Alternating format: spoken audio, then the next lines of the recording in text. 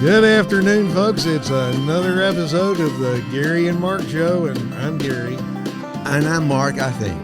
Yeah, and we are coming to you not live, but we're alive. And where are we alive, Gary? Well, we're barely alive here at the Iron Key Brewing in Columbus, North Carolina, which we're inside the comfort and safety of Mark's deluxe van to stay out of the wind. Yeah, it's a little warm in here because if I turn on the air, it'd be awfully windy, noisy. But we're on a roll here because this is our third take. Our third take, yes. This time the camera's on. The camera's on and recorder. We're recording. We did the first one with no camera but the recorder. Yeah. The second one, we had the camera on but forgot the recorder. So now we're actually doing the podcast. As far as we know. And it's been a good podcast. We've had a great time. We have had.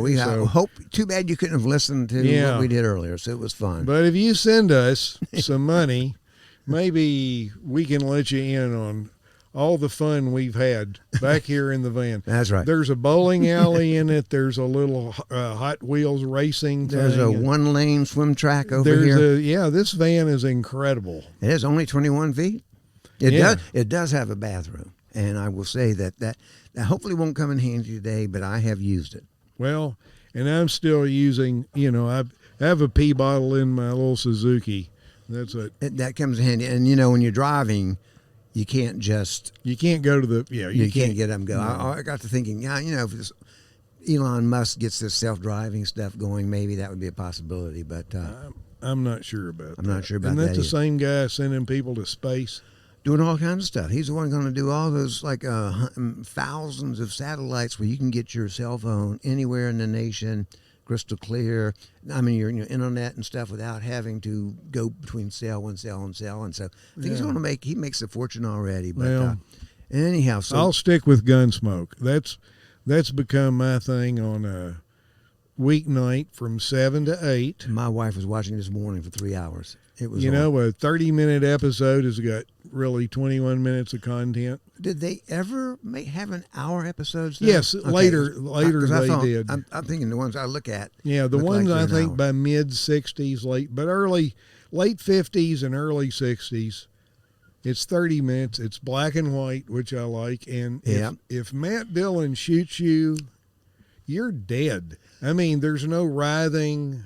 Yeah, but you still don't see the blood like they do today. No, you don't. You don't see that, and you just should never draw on Matt. They should know that. And he's 6 feet 7 inches tall. Yeah, and he was in the infantry and landed at Anzio. Really? Yeah, and since he was 6'7", they put him in the front of the landing craft. So it's like, you jump out first, so we'll see how deep the water is. Oh, I thought it was meant so he would take the fire from anybody. Well, there's that, too. You'd be the first one to find the bullets. Not good. Well, good for Matt. But, the episodes are pretty lame, but I can follow them. So we're back at this Iron Key Brewing. Yeah. We had another episode, an episode here once before. Yeah. And when we say episode, we don't mean like some kind of a weird thing happened to us. No, that's true. I mean the old sense an episode. That's right. Yeah. Like this is episode number 44. Really? Uh-huh. Wow. Yeah. Been doing this almost, we're on our third season. We hadn't actually made it to the third year yet. That's a long story. Yeah, but we pondered doing this one in the solitary confinement building. We did, and we just didn't ask Chris, like the director of tap room operations. Yeah, he's too busy. He is, but I just saw him walk by with the trash can going, so he's probably not that busy. We probably could have got. And it's like a 2-cell thing. We would have. Asked permission. Yeah, and we have permission to be in solitary confinement. Doesn't happen often, but I'll say it would be dark in there. Yeah, but anyhow, it's good to be back. So, Gary, you can tell us about some invention that.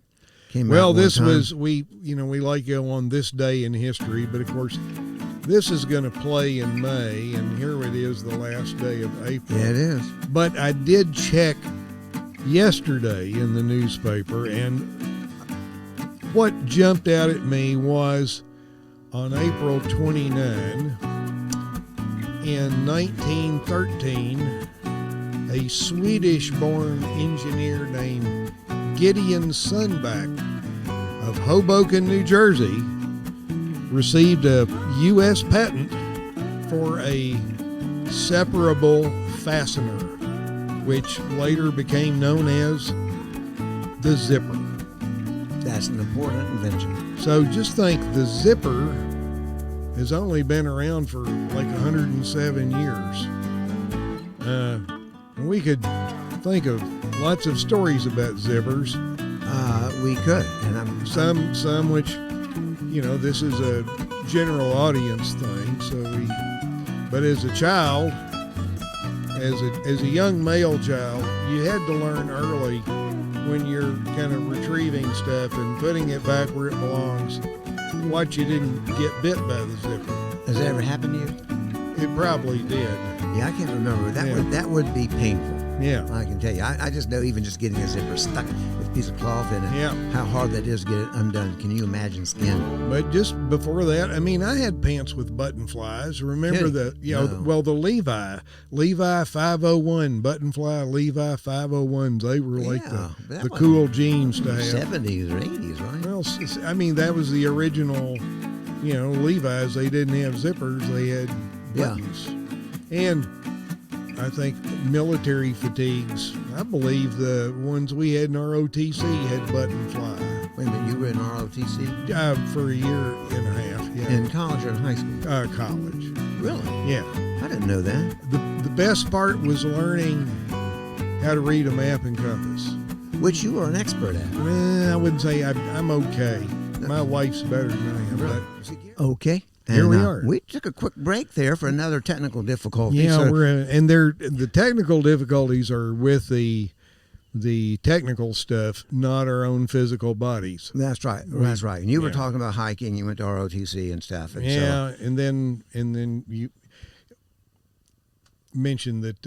I've been dropping people off and picking them up for hikes. But one day you might be taking those people, and they need you because you know everything. No, I don't. But they have these very capable guides, much younger than me. But experience counts, and maturity counts. Yeah, but wisdom. Yeah, naps. Yeah. We need naps. We do. But this is a wonderful time to bring up the point that spring this year, it was nice. It's just so gorgeous.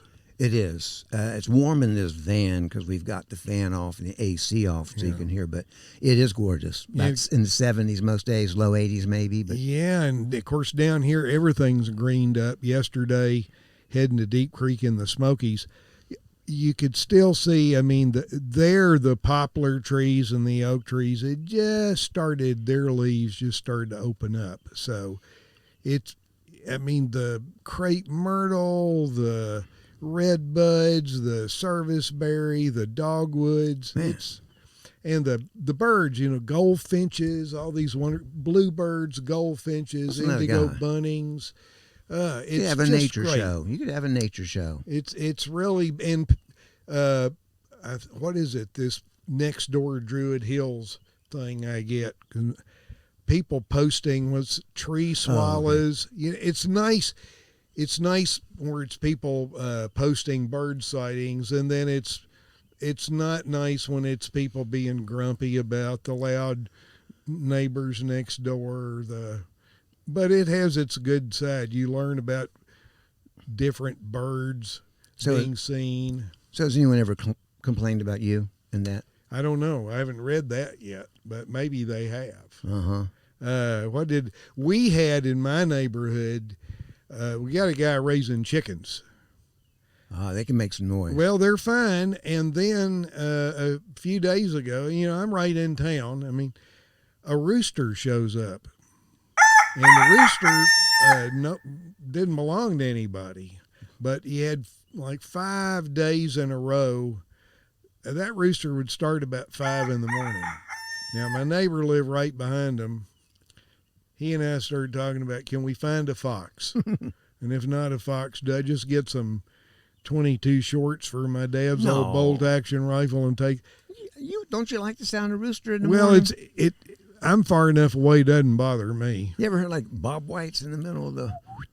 Yeah. Like some of them make noise. Maybe I'm thinking of something else. Whippoorwills. Yeah. Boy.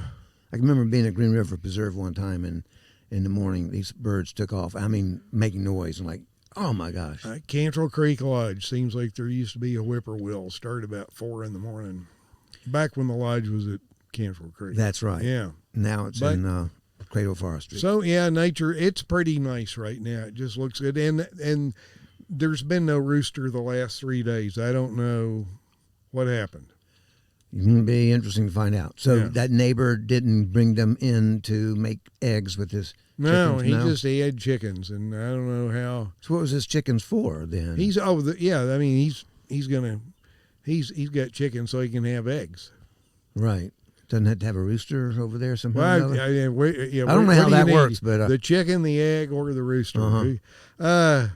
I mean, I'm thinking something has to happen to get that to work, but I don't know. Yeah. I'm not a But this wasn't animal husbandry person. This wasn't the designated rooster. Now we could call Dee Dee because she would know that kind of stuff. She would. She's on a farm. Yeah. She would know about those roosters and chickens. She's got some. Yeah. And I'm not sure if we got this on tape or not. We're talking about, daylight savings. And, in North Carolina, a move afoot to just make it's whether you call it standard time at that point, and it's just the same all year, and you don't turn your clock up or turn it back. And I'm all for that if all 50 states do it. But otherwise, it is going to be a hodgepodge of mess trying to know when you're traveling by air or even calling people up. Now, are they on the old time, the new time, daylight savings times? I mean, I don't know. Yeah, and then we could get into the whole heavy thing like, well, what is time? But that's too heavy. Yeah, well, it's weighing on us. That's what it's doing. I mean, there are a couple states that don't, I think, observe it because they don't need it. Like, I think Arizona is one of those. And Professor Jim with our Aluminum Man triathlon team out at the Western Division of Gary Mark Podcasting University probably, he could give us some insight on what it's like out there on what it's like when you don't have to change time. I know that is a pain. Although I'll say this new fancy van changed it automatically for me, and that's the first. I like that. Yeah, because if you've ever looked in the manual, I know having to change push the time, this button, hit this button, and then turn this one to the left or something. Yeah. So when's the last time you've been down to Watershed and the Gary Mark Podcasting University campus? I haven't been there since they had the big inquest. I remember that. That was soon after the election. Yeah. Speaking of the election, I'm glad that's over. But yeah. We were talking about COVID earlier. I think we got that before we had malfunction. Yeah. But I've heard people in Watershed done a pretty good job getting their shots in their arms. Yeah. But there's a few holdouts. Always will be. I know. The no maskers. Yep. Don't care what anybody says or thinks. And that's why they live there. That's true. Freedoms, they they want to have their rights, and even if it, they think it infringes on their rights to cough on us and make us have to keep wearing masks forever, because there's still some people out there who are going to, we've both had our both shots, but it's only 94.5% effective, right? Because you got it, so you may be 100% protected until the next round comes. Yeah, but back to Watershed the university, and we had all that problem down there. That I don't know if we want to get into this or not. Tell me about it. Well, the investigation look into our athletics. And I try to get Don on the show this time to give us some insight about what's going on down there, because he's a up and up athletic director. Yeah. So he wouldn't let anything shady go by. Did we? And I don't think we had anybody taking bribes. Yeah, I don't know who would give him a bribe. Yeah, and whatever you want to say, I think that our what do you call that game where you throw the thing through the cornhole? Oh, okay. Yeah. I'm thinking, all right, basketball. No, something. No, I don't think any of our cornhole team members were taking payment under the table. I doubt it. They don't get much to begin with, so it wouldn't make a big difference to them. So, and I don't want to wreck their careers. I know, because that's I don't even name them. No, but that's probably be the next Olympic sport, I would guess. And we could take credit for suggesting that. We could. To the Olympic Committee. I'm not sure it's too late for Japan for this summer if they. And that's still going to go, huh? Well, what I heard was it's going to go, but nobody could watch. Or, only the competitors, and it's going to be kind of boring. But I guess on TV they could put in some canned, laughter and applause and stuff. See, we can do that. Yeah. Just add in applause when the USA. I'm waving at the crowd. Thank you. There you go. It's the Gary and Mark show. Look, there they are. They're at Iron Key. We were actually invited to do a live broadcast. Remember at DuPont Forest. We were, and then all of a sudden COVID came. Yeah, and we didn't get to do it. It kind of interrupted because we were on this real uphill. We were really trending. That's before we hit the top. And the top of podcasting. Yeah. Now we're kind of coasting, plateaued. Okay, but we're glad to have our fans. Yeah. Not many of them, but we're glad to have them. And if you're listening for the first time, make sure you check out www.garyandmark.com because there's good stuff on that.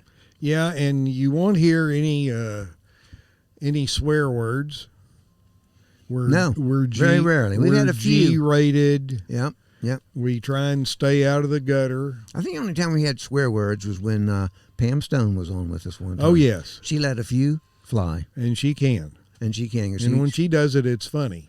That's true because she is a comedian. Yeah. So a very tall comedian. Very tall. And nice. Check our archives on the website because you can find that episode and a bunch more, including an episode done here at Iron Key Brewing where we had Chris Ballou on, the director of tap room operations. Yeah. And it's a good beer. We only had one beer today. Now, that is not the reason we had all these technical difficulties. That's because I'm we can't blame it out of sync today.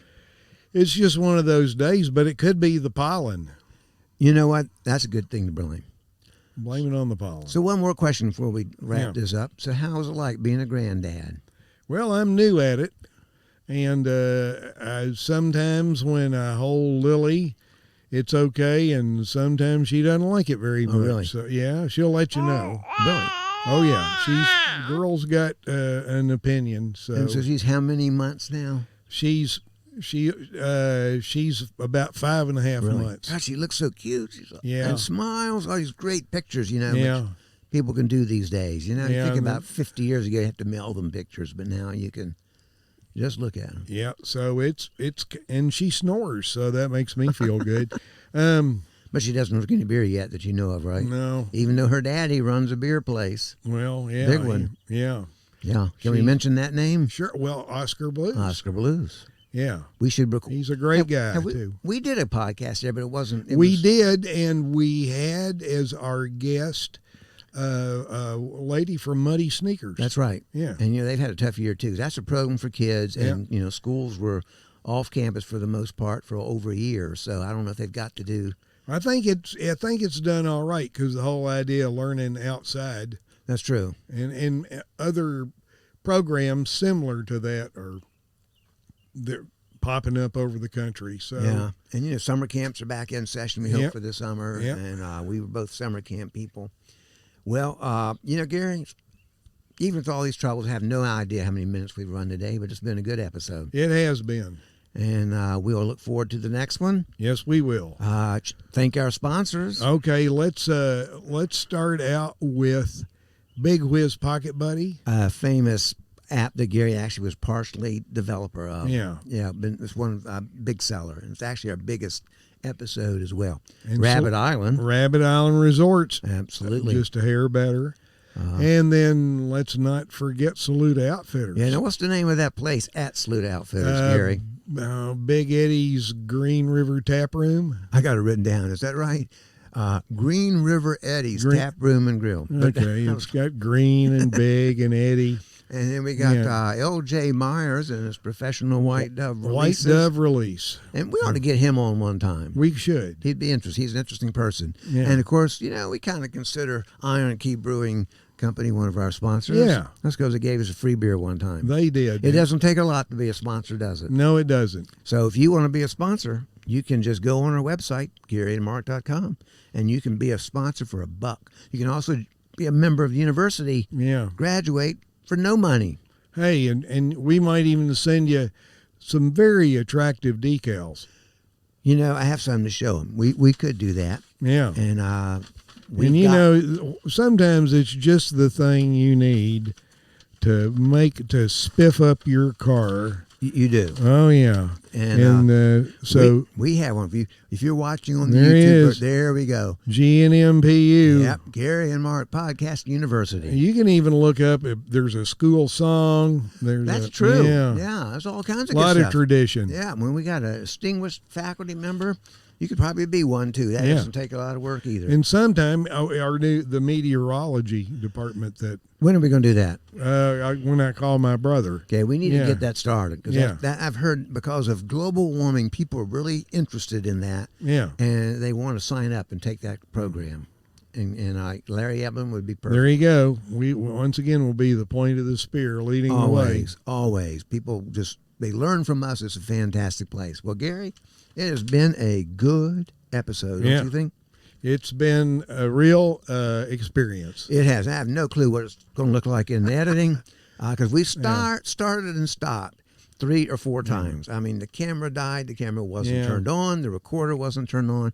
So hopefully we'll get most of this put together. Okay. All right. Well, I had a good time, Gary. Me too, Mark. And we'll see you in the next episode. See ya. All right. Take care.